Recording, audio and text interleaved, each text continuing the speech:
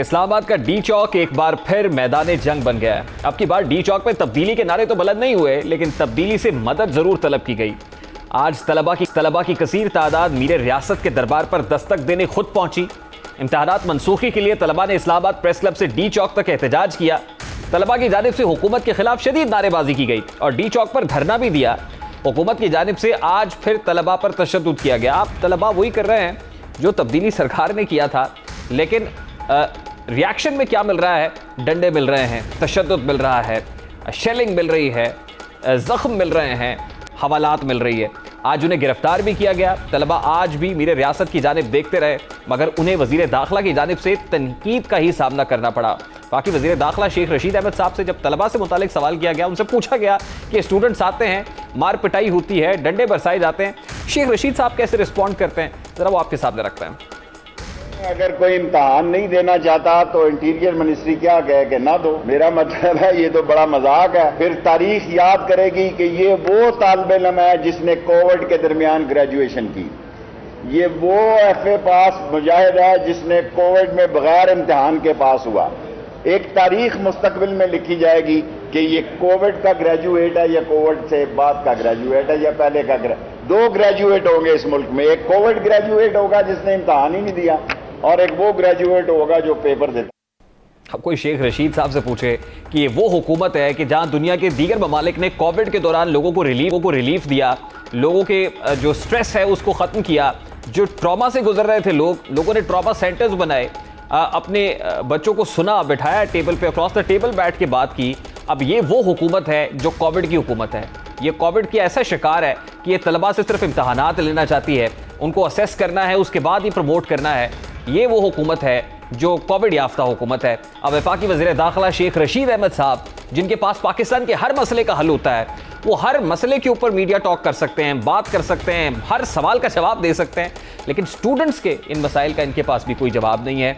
अब ये वफाकी वज़ीर तालीम शफ़क़त महमूद साहब से भी नहीं कह सकते हैं कि खुदारा इनको सुनिए, ये जो डी चौक में आए बैठे हैं, इस्लामाबाद में आए बैठे हैं, अगर आप इनको सुन लेंगे एटलीस्ट तो इन पर डंडे नहीं बरसाए जाएंगे। ये इख्तियार तो शेख रशीद अहमद साहब के पास है कि डंडे बरसाए, इन पर शेलिंग करें, इनको हिरासत में लें, लेकिन उनके पास ये इख्तियार नहीं है कि इन स्टूडेंट्स के साथ बात करने के लिए वफाकी वज़ीर तालीम से बात करें, उन्हें कहें कि इसका जो है वो मुज़ाकरात के ज़रिए से हल निकाला जाए। ये हमारे बच्चे हैं, ये हमारे स्टूडेंट्स हैं, ये दियारे गैर से नहीं आए हुए, ये भारत के नहीं हैं, ये अफ़गानिस्तान से नहीं है, ये किसी और मुल्क से नहीं है, ये पाकिस्तान के बच्चे हैं, ये हमारे मुल्क का मुस्तकबिल है, इनको सुन लिया जाए। ये वज़ीर दाखिला शेख रशीद अहमद साहब नहीं कह सकते।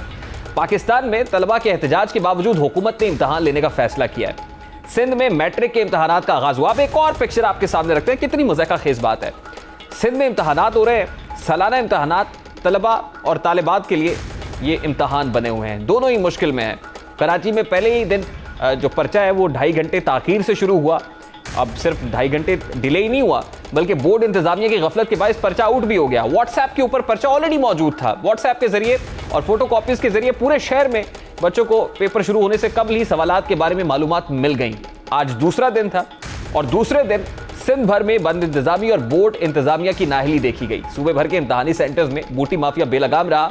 बाहर सेंटर्स में कॉपी कल्चर का उरूज देखा गया। रियाजी और केमिस्ट्री के पेपर्स आउट हुए, जिसके बाद व्हाट्सएप के जरिए हर तालिब इल्म तक कबल अज़ वक्त ही पेपर पहुंच गया। इम्तहानी हॉल में बच्चे दीदा दलेरी के साथ मोबाइल फ़ोन इस्तेमाल करते रहे, बूटी करते रहे।